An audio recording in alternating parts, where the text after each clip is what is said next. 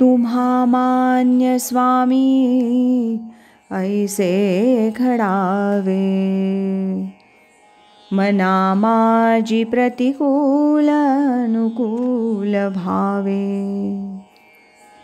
विकल्पतया आड काही न येवो, असा बुद्धिदाता स्वामी तुम्ही हो. कोल्हापूरच्या सौ यमुताई कुलकर्णी यांनी संकलित केलेल्या भक्त भगिनींच्या आठवणी आपण ऐकत आहोत. जो तो सांगे ज्याला त्याला या शीर्षकांतर्गत आज ऐकूया सौ वत्सुबाई कुलकर्णी यांनी लिहिलेली आठवण. 1971 साली माझ्या चुलत बहिणीबरोबर मी पावसला गेले होते. स्पेशल कार होती, त्यामुळं सगळ्यांना परतण्याची घाई होती.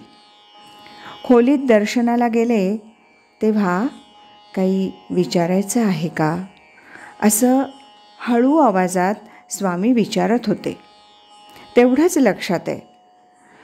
परत आल्यावर आपण विचारणार होतो याची जाणीव झाली. मन हळहळू लागलं. खरं म्हणजे गुरुदेव रानड्यांच्या समाधीवर चिठ्ठी ठेवून मला अनुग्रह मिळाला होता. माझी साधना बरोबर होते का ते मला विचारायचं होतं. पुढे हार्ट वीक झाल्यानं दवाखान्यात होते. एकदा तरी पावसचं ते दर्शन डोळे भरून मिळावं म्हणून मन व्याकुळ होतं.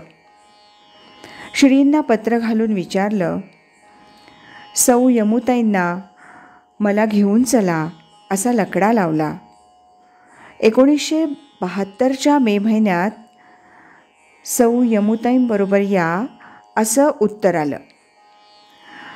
स्वामींनी साधन समजून दिलं, सिद्धचरित्राचा प्रसाद दिला.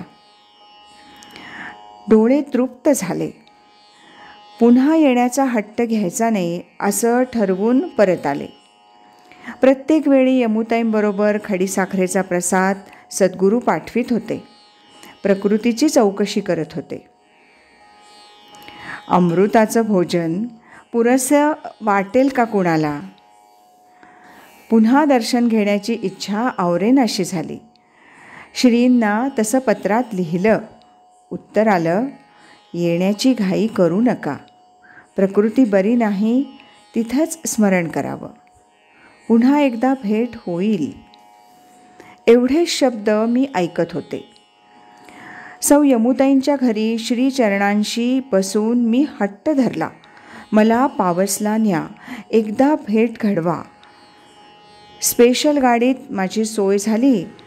श्रींचं चिन्मय दर्शन त्या डोळ्यांनी घेतलं. 5 मिनिटं चालले तरी दम लागणारी मी 4 मैल त्या आनंद यात्रेत चालत होते. अर्थात चालत होते हे मला कळतच नव्हतं. मी समाधीस्थानी बसले आणि मी भानावर आले. माझ्या पायातलं बळ निघून गेलं.